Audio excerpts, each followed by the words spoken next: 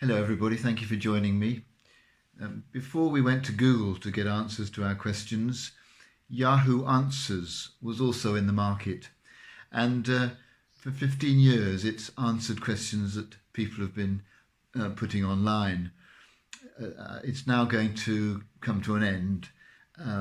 Already last week, it started not taking any more questions, and after the 4th of May, it will cease to exist.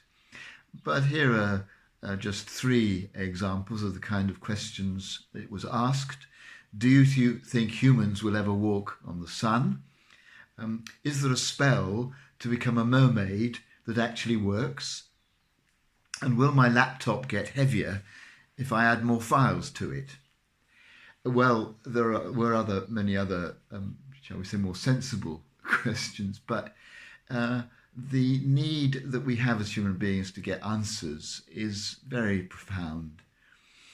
There are how questions, aren't there? How does something work? Which we can often find the answer to, even if we don't always understand it. And the impetus of clever people, scientists and others, to continue exploring how things work and how we can make better things is a great human instinct. Or there's the when question. When did this happen? Or when will it happen? Or more personally, when should I do this? When should I do that? And there are the why questions. The questions that go rather deeper and puzzle us and worry us even more. Why things happen the way they do. Why we are involved in this. Why am I where I am? Why is there suffering? And there isn't really certainly not a Yahoo answer to that, not really a satisfactory answer. And I'm impressed by the idea that perhaps to be fully human, we just need to live with the questions.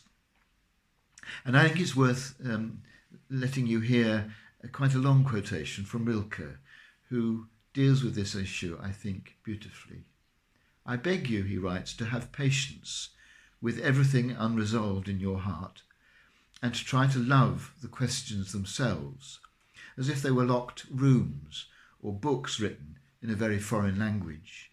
Don't search for the answers which could not be given to you now because you would not be able to live them. And the point is to live everything. Live the questions now.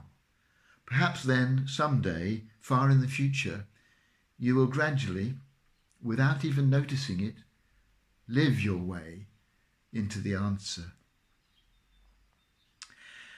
I think it's a challenging but inspiring idea that we live our way into the answers.